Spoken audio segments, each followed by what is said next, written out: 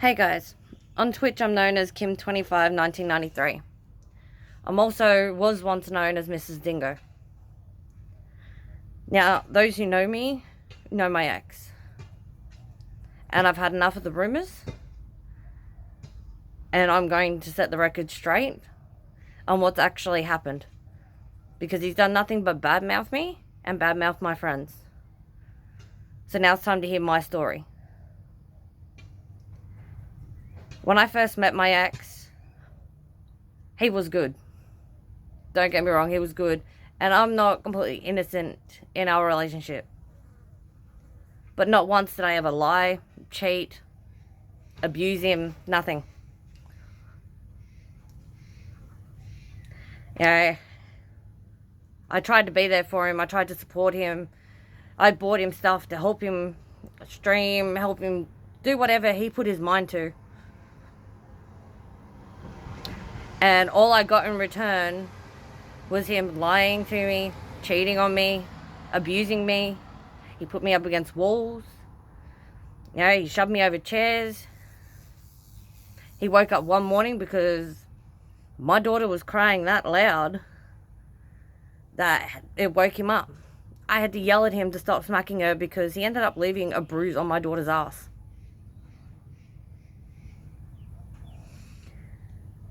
You know, and then eventually I had a kid to him. And when when I was pregnant with her, he was barely around, barely came to appointments. You know, his ex got into his head trying to say that it wasn't his kid when it was. I went to see him to find out what was going on because he stopped talking to me. And all he could say to me was, get the fuck out of his face or he's going to put my head through a wall and throw me down the stairs while I was pregnant. Anyway, it came time to giving birth to our daughter. And him and his ex showed up. He was playing the loving partner and everything. And I kept asking him, like telling him I need to go out for a smoke and whatnot while we're waiting for the paperwork for me to be released. And he was very insistent on waiting until I got released. So I waited. He's like, okay, because it was windy, it was rainy. They're like, okay, we're going to take her to the car. You stand here and have a smoke and we'll swing back around and get you. I said, okay, because I trusted him. I loved him. And I finished my smoke and I'm thinking, geez, it's taken a while. I look at my phone, there's a text message from him saying that he's taking off with her and not to contact them until I contact a lawyer. So I held myself together, I grabbed my bags, went in, and then I just broke down as soon as I got to that nurse's staff room. He ended up having to bring her back to the hospital, where a few days later she was released with my care because he had no proof of his allegations against me. He left me stranded and kidnapped our daughter.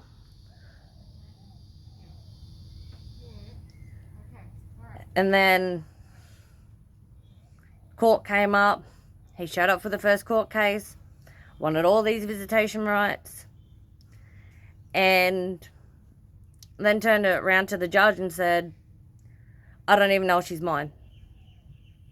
The judge laughed at him and said, so when did you realise this, before or after you took the baby? So it got organised to have a DNA test. DNA testing came back that he's the father. And, you know, then he didn't show up to the next two court cases. So in return, I won full custody over our daughter. You know, he wasn't around for the first year at all. Nor did I know how to go anywhere near him. I couldn't walk down the street for 6 months without looking over my shoulder. After what he did. I couldn't be near him without my nerves shaking. And, you know, he finally contacted me out of the blue on Snapchat. Drunk off his nut. It took me a few days to reply to him, but I replied. because I like my kids to have their parents around. Anyway, he came back on the scene. I let him back in. Once again, he lied. He cheated. When we'd break up, okay, I tried different relationships. Yeah, okay, I might have slept with different people.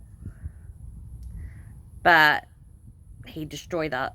He destroyed my relationships with other guys and stuff because he was possessive, controlling. I'd be called a slut and everything else under the sun just to try and start fresh. He'd rope me back in every time. Until one day I said enough. I couldn't keep doing it. He wasn't around. He chose streaming and computers and work over being a father and being part of a family. He didn't want to socialize with anybody because to him, everyone I knew were nothing but idiots. They weren't smart enough for him.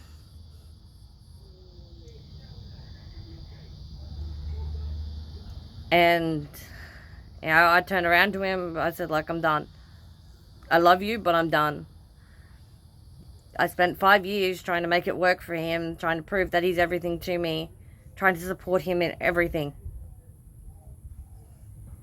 And I just got sick of being abused, mentally, physically. It wasn't fair. So, and then I told him, look, you can stay here for as long as you need to. I'm not going to just kick you out when you've got nowhere else to go. Then he proceeds to tell me that, a little bit later on, that his mum's probably got a job lined up for him, so he's got to leave. So he left and, goes around and tells everyone that I kicked him out when I didn't. He up and left off his own accord. After he left, he moved to where he was going. And, I tried to maintain the relationship. At least a friendship for our daughter. She loves her dad. She knows who her father is. She's a 3-year-old. She mucks around. She's got a wild imagination. But she's never intentionally called somebody else dad unless she's mucking around. You ask her who her father is, she'll tell you who her father is. She knows him. And all she wants to do is talk to him. Every day I ask, can we call daddy? And I have to tell her, no, daddy's too busy. Because daddy hasn't got the time. He's too busy with everything else.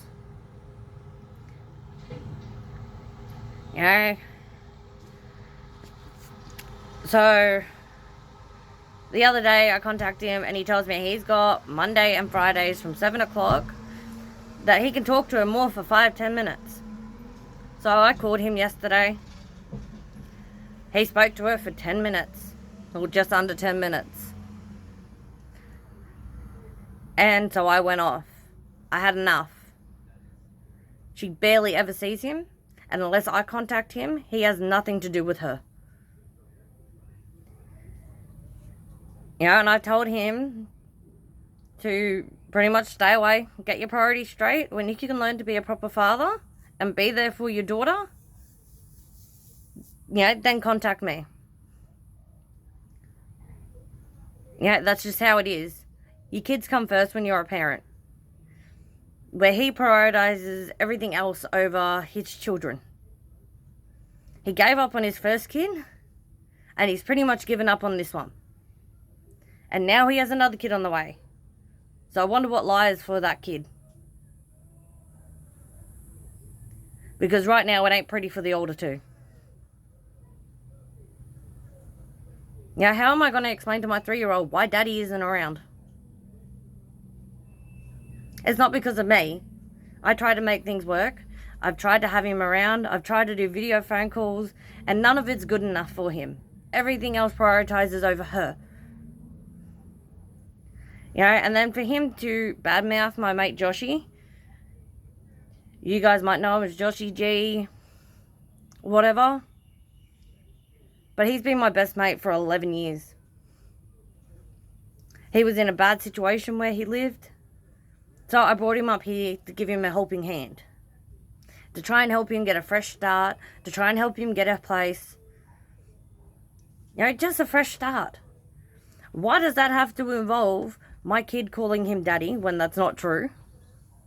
Or him and I being in a relationship when that's not true? And it's nobody else's business whether we date or not. But if my kid starts growing up calling someone else's daddy, then that's going to be on him because he's not around. He doesn't take the time to call her. Okay, yeah, he lives too far away to actually come see her. But he can still video call and talk for more than 10 minutes. Yeah, it's time you guys knew who my ex really was. I can't get into relationships because of him. Because he calls me every name under the sun. Yesterday, because I snapped at him about not talking to his daughter for longer than 5-10 minutes, he told me to do everybody a favor and go jump off a cliff. He calls me every name under the sun because he can't take responsibility for who he is, for what he's done. He wants to put the blame on everybody else. So enough's enough. It's time you all knew the truth. Take it easy, guys.